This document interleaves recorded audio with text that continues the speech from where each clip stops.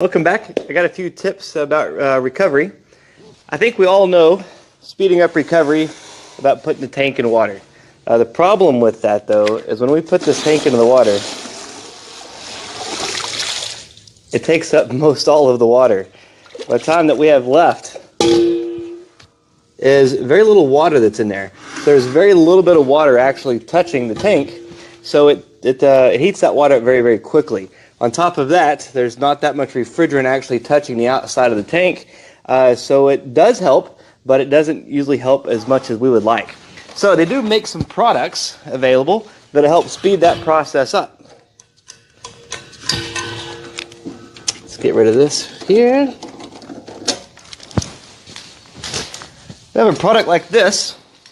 It's basically a subcooler. So what this does is we send that high temperature refrigerant. We first go through this little subcooler, which is really just a coil of copper. That's all it is. But if we drop this subcooler in there, there's a lot of the copper touching the water, and then on top of that there is a lot of refrigerant touching the copper because there's really good heat exchange with that. So this way it works really well even if you put ice in there. If you have ice available, it can actually speed up your recovery by a long shot. By doing this, transferring heat to that water, and I'm actually getting that liquid over here to the tank. By keeping my temperature low, I keep the pressure low. If we keep the pressure low, we keep the compression ratio low for our recovery machine, and it makes that whole process faster. Now these are a little bit expensive, and we also have to remember the other issue of this is we have to recover that refrigerant out. So what I like to do is use the valves and close my tank off. What you can then do is what little bit that's left in here, you can hook this straight up to your recovery machine.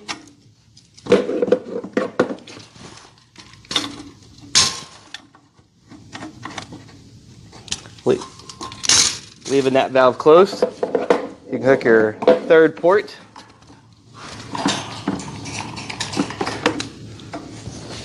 Straight to my tank.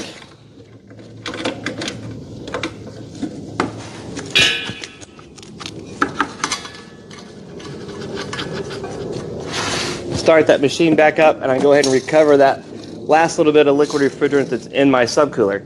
Now it does take a little bit extra time moving those hoses, but the amount of time it saves you using that subcooler is well worth the time. Now these are expensive, but there are other avenues for that. You can easily make them. If you do any work with ductless systems, you'll a lot of times end up with this 1/4-inch pipe. If you have an old accumulator laying around or something round, you can just take that pipe, roll it around that. It'll make you a really nice coil like this. Just separate it out to where you have it's not touching as much. You can braze on there some service ports, braze on there a little gauge. You can even put you some valves on there if you want. Drop that in between your recovery machine and your tank, and it will really help transfer heat very quickly. Speeds up your recovery time.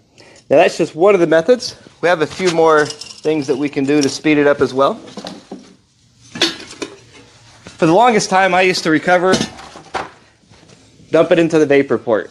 But then I was told about if you put it into the vapor port, as it's that liquid's dropping in, expanding, then having to go back to a liquid, it's more heat that you're having to deal with.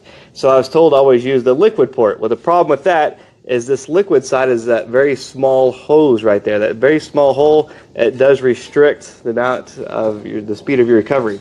So if you use the vapor side and turn your tank upside down, as you're pumping that liquid in, you're pumping the liquid directly in through that hole without any restrictions. Then when you're done with your recovery, you can turn it back upright, close your valve on your hose, lock that in somewhere up high, and sometimes that liquid refrigerant will drip back into the tank. And that's on the pressure side, but there's also ways of speeding up our recovery to our pump. The traditional way, we always just hook our gauges up, very quickly hook our gauges up. The third center port we hook up to our recovery machine.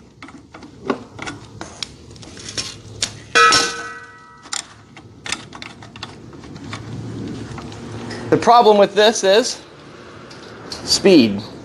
As I'm pulling all of my refrigerant through my valve cores, through these 2 1/4-inch hoses that are long, through this 1/4 inch port, through this 1/4 inch hose to my machine, you have a significant amount of pressure drop and speed drop.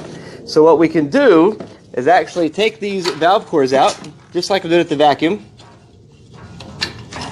Use our valve core removal tools, take that valve core completely out. I like to use the ball valves because they're not restrictive like the automatic low loss fittings are. Once we take that valve core out, there's going to be free flow from the unit. And if I do that exact same thing again on the liquid side,